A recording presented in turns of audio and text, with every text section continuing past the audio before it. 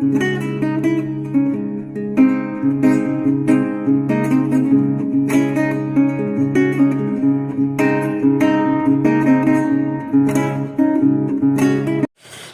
साथियों, स्वागत करते हैं आपके अपने YouTube चैनल में। हिंदी समीक्षा भाग 2 लेकर आए हैं। हिंदी समीक्षा भाग 1 जिसमें बताया था हमने भारतेंदु युग में समीक्षा शैली कैसी रही, किन विषयों के ऊपर समीक्षा हुई, आलोचना हुई, ठीक है, साहित्य की किन विषयों के ऊपर आलोचना हुई।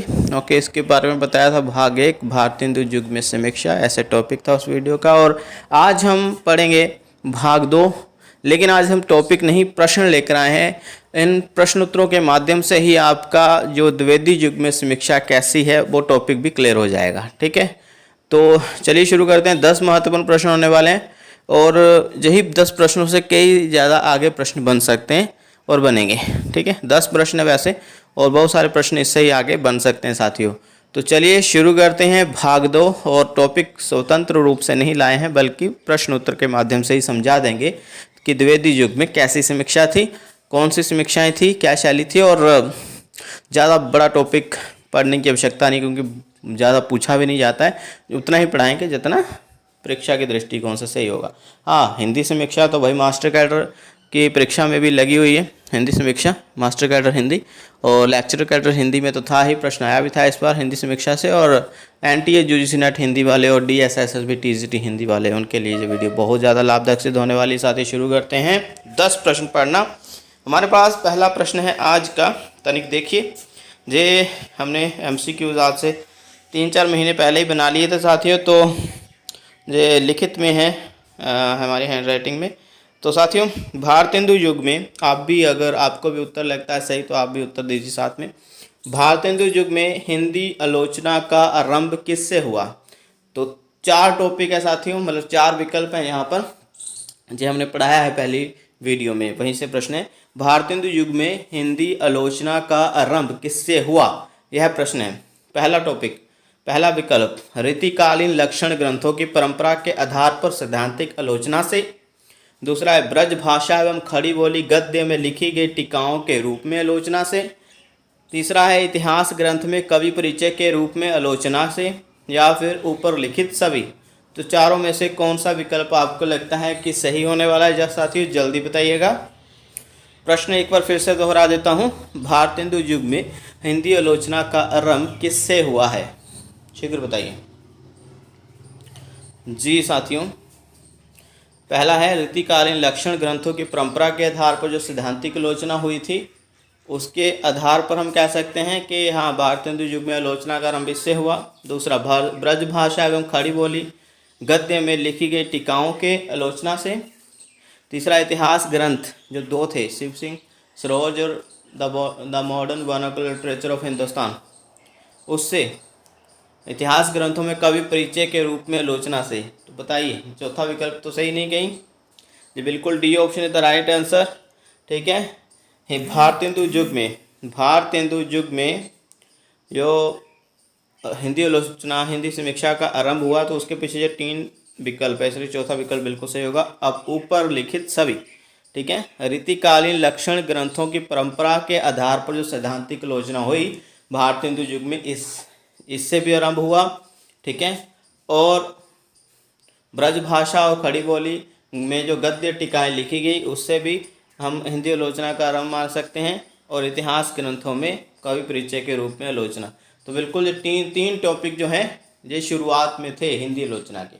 ओके, जो याद रखने हैं, जो मुख्य टॉपिक हैं साथियों। ठीक है, याद रखने हैं, तीनों ही भारतेंदु युग में देखने को मिले। अगला प्रश्न है साथियों, दूसरा प्रश्न, इसको देखिए तनिक। दूसरा प्रश्न है, आधुनिक युग में हिंदी आलोचना की शुरुआत कैसे मानी जाती है? आधुनिक युग में हिंदी आलोचना की शुरुआत कैसे मानी जाती है? धार्मिक पुस्तकों से, हिंदी पत्र पत्रिकाओं से, भक्त कवियों की पुस्तकों से, या इनमें से कोई नहीं? जल्दी बताइए साथियों, क्या सही उत्तर होने वाला है? मतलब पहले तो हमने टॉपिक के बारे में बताया कि हाँ, उन टॉपिक से आरंभ हुआ, लेकिन अभी शुरुआत किससे मानी गई? बी ऑप्शन सही होने वाला साथी, हिंदी पत्र पत्रिकाओं से। ठीक है, जो भारतेंदु युग में जो महत्वपूर्ण पत्रिकाएं छपी, ठीक है, महत्वपूर्ण पत्रिकाएं जो छपी, उसमें आलोचना कवियों का परिचय, टीकाएं, वो सब प्रकाशित होती थी साथियों। ठीक है, तो ध्यान रखना इस बात का, पत्र पत्रिकाओं से ही हिंदी आलोचना शुरू हुई है। ओके, आधुनिक युग में। आगे साथियों, और भारतेंदु युग में कौन से टॉपिक से हिंदी आलोचना शुरू हुई, वो भी आपने याद रखना है, तीन टॉपिक। आगे साथियों, तीसरा प्रश्न वेरी वेरी इंपॉर्टेंट है ये। इस प्रश्नों को साथियों याद कर लीजिए, नोट्स नुमा प्रश्न कहूँगा मैं ये।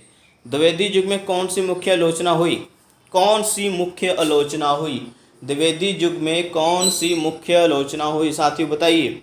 शास्त्रीय आलोचना, तुलनात्मक मूल्यांकन एवं निर्णय की आलोचना, तीसरा है अन्वेषण एवं अनुसंधान परक आलोचना, जैसे कि पीएचडी वगैरह लोग करते हैं, शोध वगैरह करते हैं ना, तो ऐसी आलोचना हुई, या ऊपर लिखित सभी। बताइए, शीघ्र बताइए तीसरे प्रश्न का उत्तर, द्विवेदी युग में कौन सी आलोचना हुई। क्या लगता है साथियों, कौन सा सही उत्तर होगा।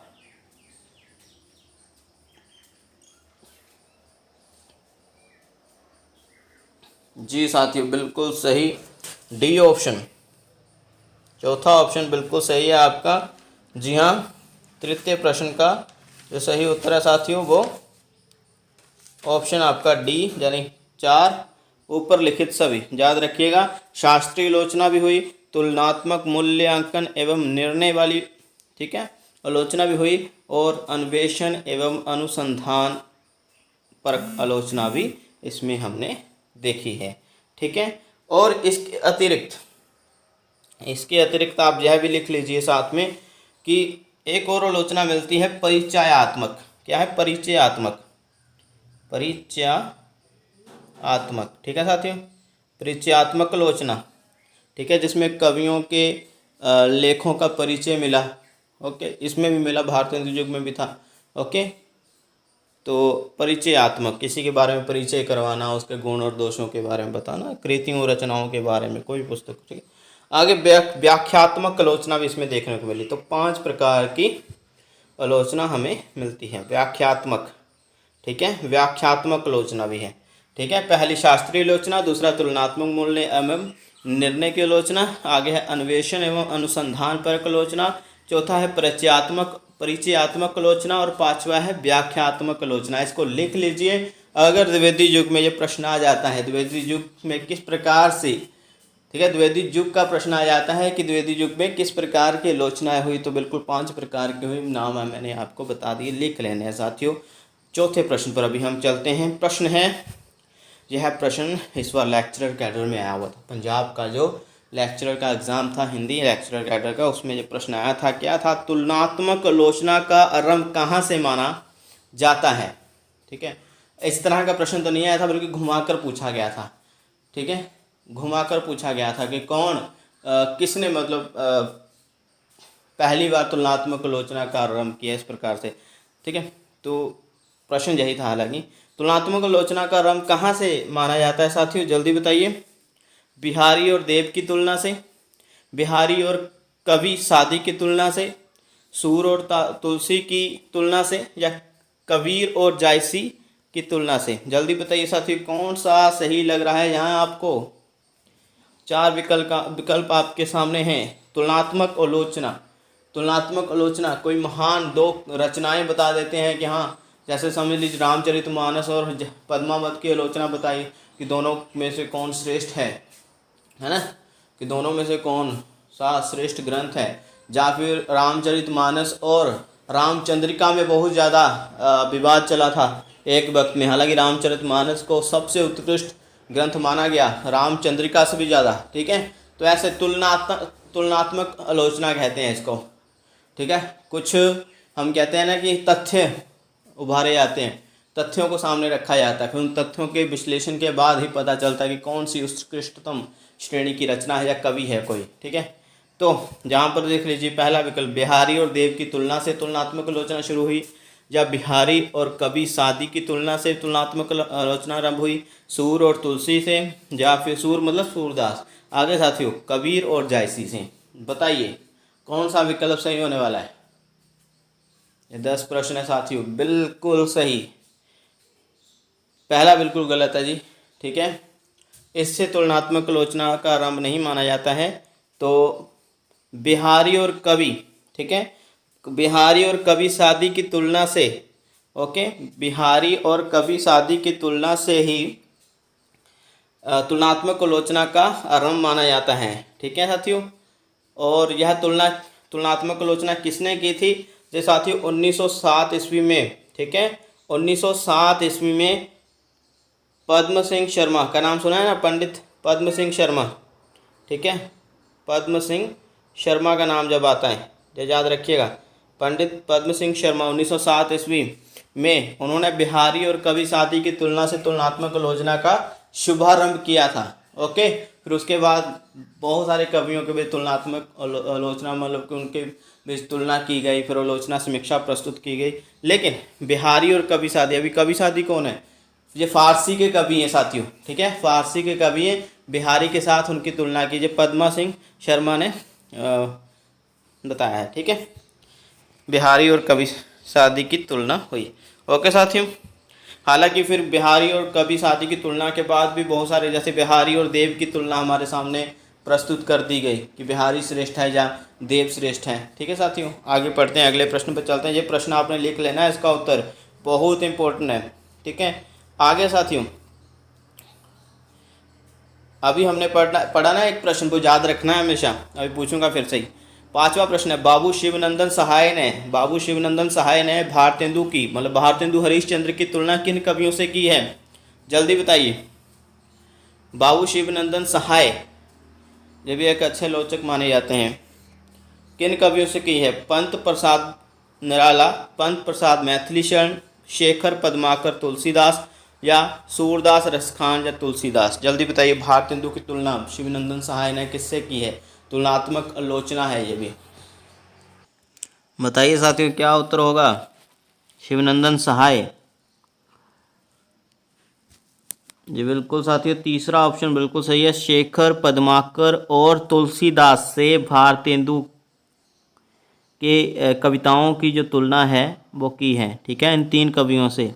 किसने की है?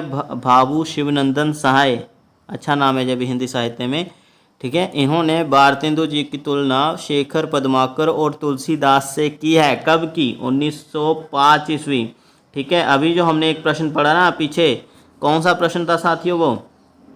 उसमें पढ़ा था पद्म सिंह शर्मा ने 1907 ईस्वी में, 1907 ईस्वी में बिहारी और कवि सादी की तुलनात्मक आलोचना की, ठीक है, उसमें ये बताया था मैंने। लेकिन एक भ्रांति इसमें भी है, ठीक है, कुछ विद्वान 1905 ईस्वी में ही मानते हैं कि तुलनात्मक आलोचना का आरंभ हुआ, ठीक है। कुछ विद्वान मानते हैं 1905 ईस्वी में तुलनात्मक आलोचना का आरंभ हुआ, जिसमें शिवनंदन सहाय ने भारतेंदु जी की तुलना शेखर पद्माकर और तुलसी से की।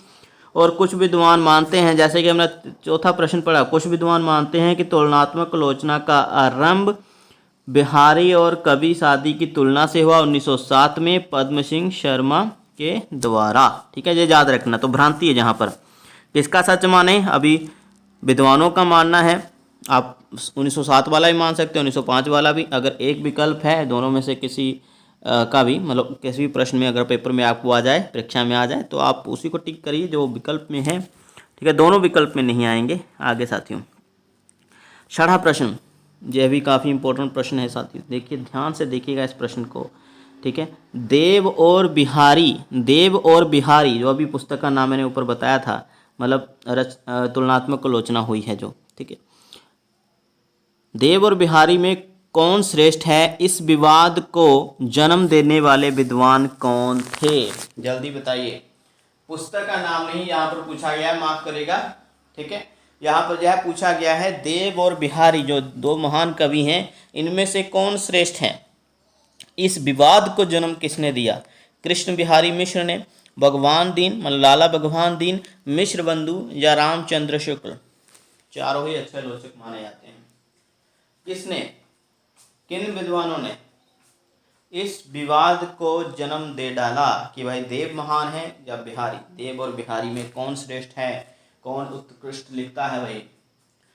लेकिन देव की पुस्तकें 50 से अधिक मिलती हैं साथियों, ये भी ध्यान में रखिएगा, और बिहारी की केवल 1, जिसमें 700 से कुछ अधिक दोहे हैं।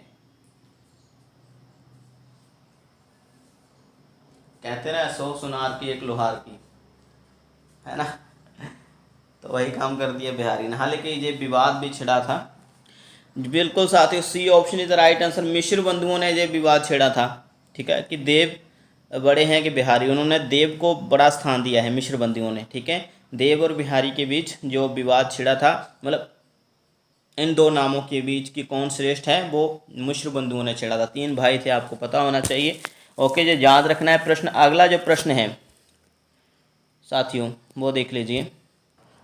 7वां प्रश्न है साथियों, अन्वेषण और अनुसंधान परक आलोचना का विकास किस पत्रिका से माना जाता है। यह इंपॉर्टेंट भी काफ़ी ज़्यादा मैं वेरी वेरी इंपॉर्टेंट में रखूँगा, ठीक है।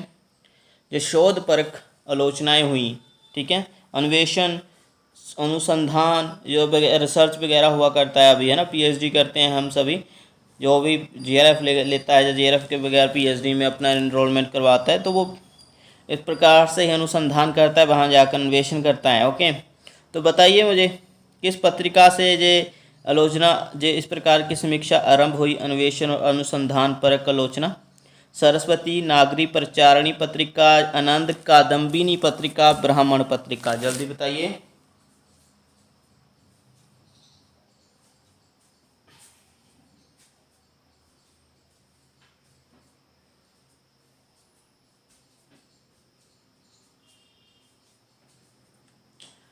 जी साथियों, इसका जो सही उत्तर आएगा वो आएगा द्वितीय, दूसरा उत्तर, ठीक है। नागरी प्रचारणी पत्रिका से अन्वेषण और अनुसंधान परक आलोचना का आरंभ या विकास माना गया है। आगे साथियों, अगला प्रश्न मैं मोस्ट इंपोर्टेंट में डालूंगा, इसको भी सभी इंपॉर्टेंट है साथियों। देखिए, देव और बिहारी नामक पुस्तक किसकी है। देव और बिहारी, पीछे क्या बताया मैंने, देव और बिहारी में कौन श्रेष्ठ है, इस विवाद को जन्म देने वाले विद्वान का नाम बताना था वहां पर। लेकिन जहां पर पुस्तक भी लिखी गई है देव और बिहारी नाम से, किसने पुस्तक लिखी, ये प्रश्न हमेशा ही कंफ्यूजन क्रिएट करते हैं, इसलिए मैं प्रश्न ही लेकर आया हूं। बल्कि अगर कंटेंट लाता आपके लिए तो मुझे लगता है कि आप भूल जाते हैं, ठीक है।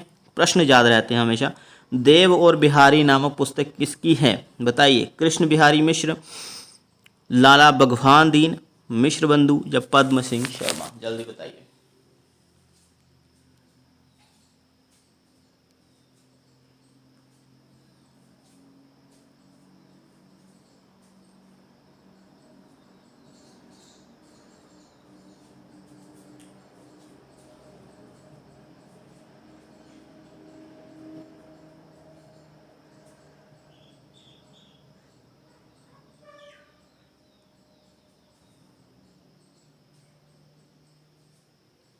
जी साथियों, कृष्ण बिहारी मिश्र, ठीक है, इनकी पुस्तक है देव और बिहारी। इसमें तुलनात्मक आलोचना देखने को मिलती है, ठीक है। देव और बिहारी की तुलनात्मक आलोचना इसमें की गई है। ओके साथियों, एक और बात याद रखिए, देव और बिहारी ये पुस्तक का नाम, ठीक है, ये किसके नाम है पुस्तक, देव और बिहारी, कृष्ण बिहारी कवि ने लिखा है इसको, ठीक है।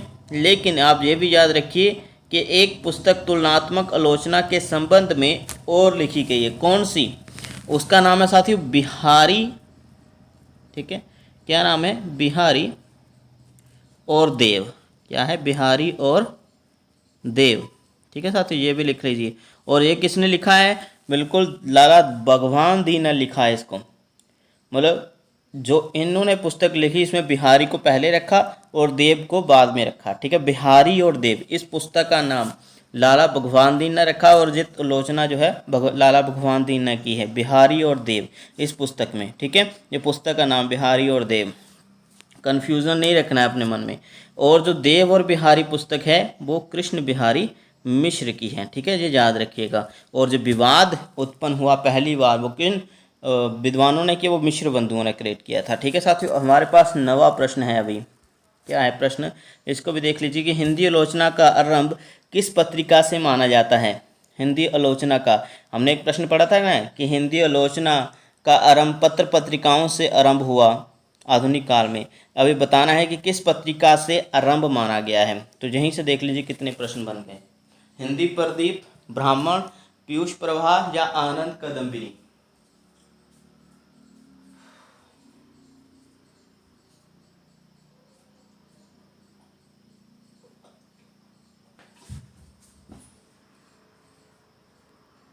जल्दी बताइए साथियों।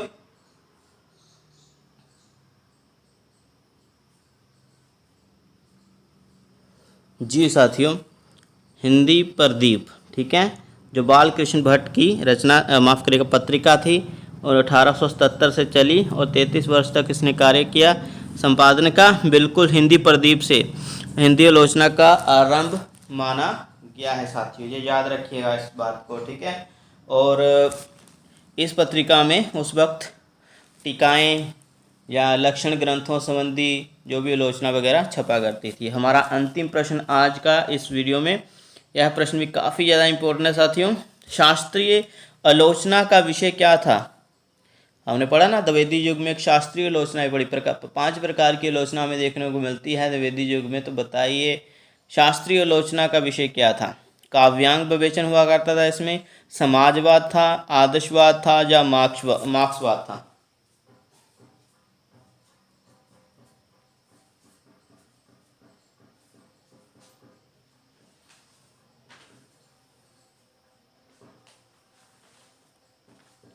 ये बिल्कुल साथियों काव्यांग विवेचन, मतलब लक्षण ग्रंथ की विवेचना वगैरह हुआ करती थी। शास्त्रीय आलोचना पे भी काव्यांग मतलब काव्य के जो अंग हैं, छंद, अलंकार, रीति, वक्रोक्ति, ठीक है, ये सब काव्य के अंग माने जाते हैं जो काव्य को बहुत सुंदर बनाते हैं, ठीक है। तो इसलिए काव्यांग विवेचन वगैरह शास्त्रीय आलोचना का विषय था। तो इस प्रकार से हमारे 10 प्रश्न आज कंप्लीट हुए साथियों। ये प्रश्न काफ़ी बहुमूल्य मैं कहूँगा और हिंदी समीक्षा से संबंधित यह महत्वपूर्ण प्रश्न आप याद कर लीजिए, नोट्स बना लीजिए इसके, और बहुत जल्द हम प्रस्तुत होंगे अलग वीडियो के साथ।